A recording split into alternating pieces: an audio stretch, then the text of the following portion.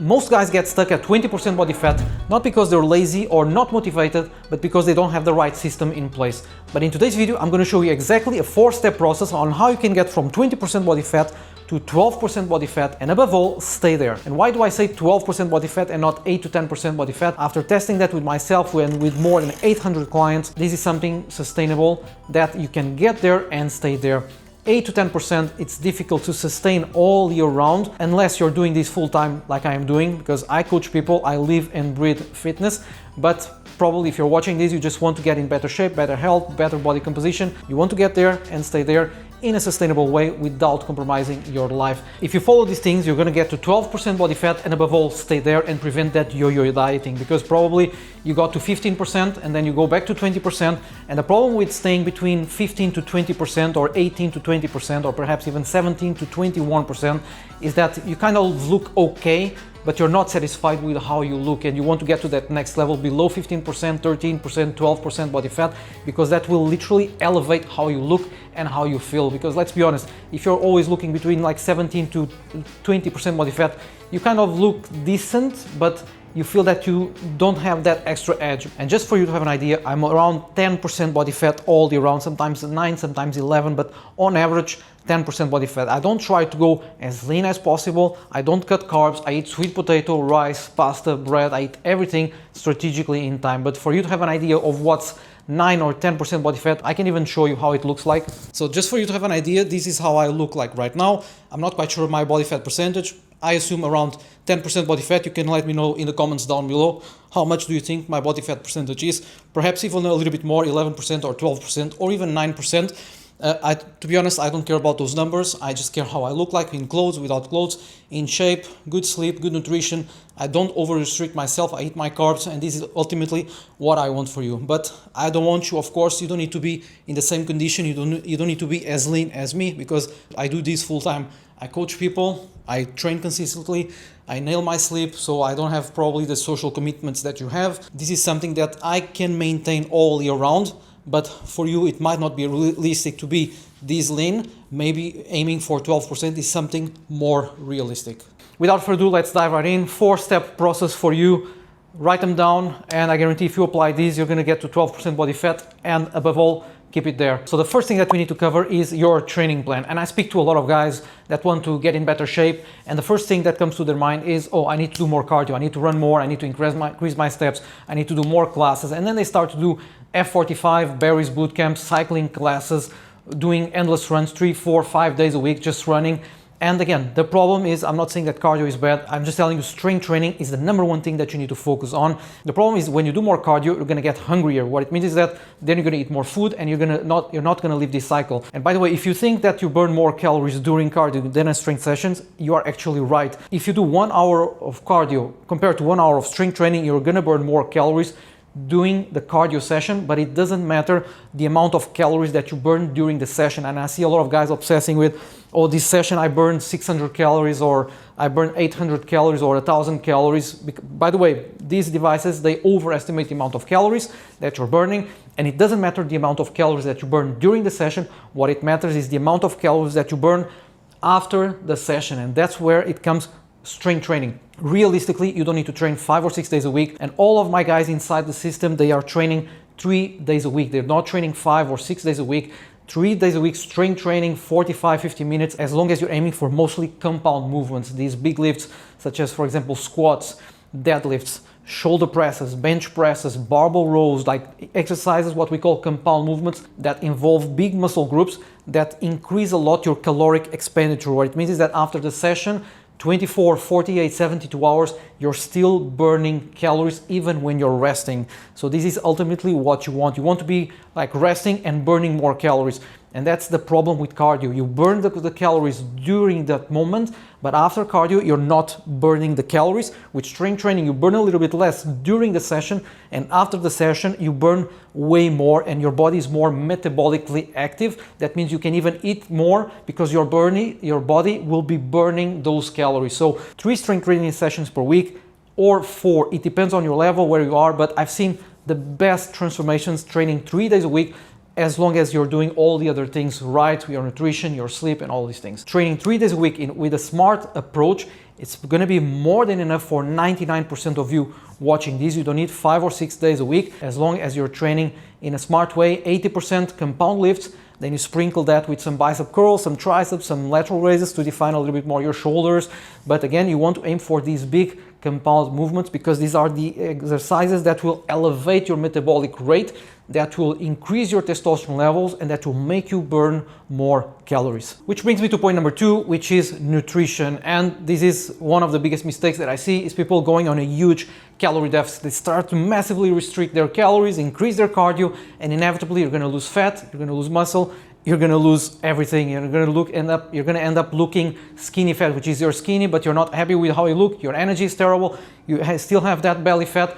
Why? Because probably you restricted a lot your calories. So what you want is a moderate calorie deficit.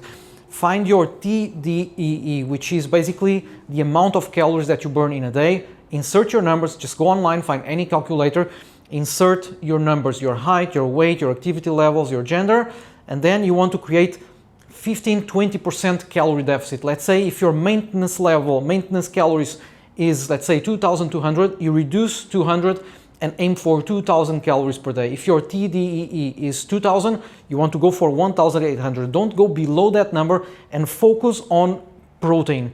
You want to aim for at least 1 gram per pound of goal body weight, or 2 grams per kilo of goal body weight. What it means is that, for example, if you want to be 75 kilos, aim for 150 grams of protein per day. I'm not even telling you to track your carbs, track your fats, it doesn't matter. Track your calories, slight calorie deficit, 15 to 20% calorie deficit, and keep your protein numbers the same. Keep your protein numbers at 2 grams per kilo of goal body weight. Never go below that, because like this, if you're in a calorie deficit while keeping your protein levels, that means you're just gonna lose fat without compromising lean muscle, and this is what you want. Don't go on a huge calorie deficit that will make you lose fat, lose muscle. You're gonna look terrible, and inevitably in a couple of weeks or months you're gonna regain everything, and you're not gonna live this negative cycle. So calorie deficit, moderate, with high protein intake. You're gonna lose fat without compromising lean muscle and without rebounding. Which brings me to point number 3, which is cardio. You have 2 types of cardio. You have steady state cardio and you have high intensity cardio. And what you want is to prioritize steady state cardio. I see this with a lot of guys that come to my program with plateaus. They're doing F45, Barry's bootcamp, they're doing a lot of cardio and they cannot get rid of the belly fat, and they're still sitting at 16, 18, 20, 22% body fat, and they don't understand why.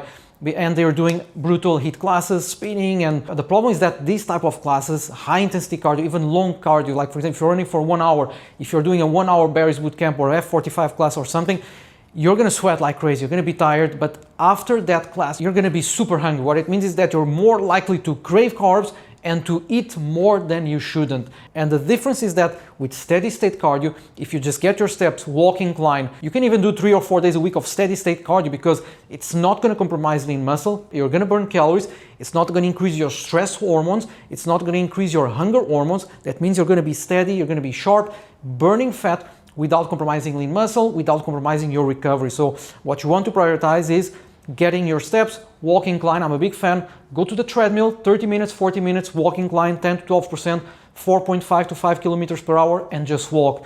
Give it a sweat, zone 2, 60 to 70% of your heart rate. It's gonna be more than enough. You're gonna burn calories. You're not gonna feel more appetite after that. And this is by far the best way for you to get to those 12% body fat and stay there. If you combine those 3 or 4 smart strength sessions and you sprinkle this with steady state cardio, with these incline walks 2 or 3 days a week, it's gonna be more than enough for you to get to the 12% body fat and above all, stay there. Which brings me to point number 4, which is maintenance. So you got to 12% body fat, but now you want to stay at 12% body fat. Maintenance will be key. And now what you want to do is slightly increase your calories. You cannot be all the time in a calorie deficit. You cannot be all the time, with the number that I told you, reduce 20% or 15, 20% on your calories. That's your calorie deficit phase. That's your kind of fat loss phase that you can maintain, let's say, for 12 weeks, 16 weeks, 3 to 4 months, but you cannot be all the time in a calorie deficit, but because your body will adapt, you're going to reach a plateau, and again, after 4, 5, 6 months, you're stuck. And by the way, what I'm telling you, I made that mistake. I was doing a lot of cardio back like 6, 7 years ago. I thought that cardio was the best thing to get lean, and I was running and running. I used to love running, by the way. Now I don't run anymore. I just do one hit maybe every 10 days, every 2 weeks. I do one high intensity session, and you still can do your high intensity session. I'm not telling you not to do that. I'm just telling you to use it wisely, and in your case, probably once a week or once every 10 days, because 80% of your focus should be on strength training, slight calorie deficit, nailing your protein, and then sprinkle that with a little bit of cardio. And the only way for you to break this plateau and get to 12%, perhaps even 11% body fat, and even a couple of weeks get to 10% body fat, and potentially stay there and stay between 10 to 12% all year round, is to go on this maintenance phase, which is increase slightly your calories. So let's say if your maintenance was 2000 calories, you want to increase, let's say 150 to 200 calories for a couple of weeks. Do it, for example, 4 or 6 weeks or even 8 weeks at 2200 calories. And then you can introduce more of HIIT classes, 1 or 2 per week, because you're going to have more fuel. Your cortisol levels will be lower as well, because when you're in a calorie deficit, your cortisol levels tend to be higher. So if you're in a calorie deficit, trying to lose fat, more HIIT classes, more cortisol, more hunger, more stress hormone. This is a snowball effect that you don't want to be. And I've seen this over and over again with guys. They are on a calorie deficit, brutal HIIT classes, more cardio. They lose fat, they lose muscle, they look terrible, they end up regaining everything. So I don't want this for you. Maintenance, increase calories slightly after 8 weeks or 12 weeks in a fat loss phase. Introduce strategically different types of workouts. Instead of, for example, training 3 days, you can go for 4-day split. You can do 1 or 2 HIIT classes per week if you want, while keeping your calories. See how your body reacts, because by this phase your body will be more efficient at burning calories, because you're going to have more muscle. And if you have more muscle, you can afford to do more HIIT classes, you can afford to eat more, because basically the muscle that you're going to have will burn those calories.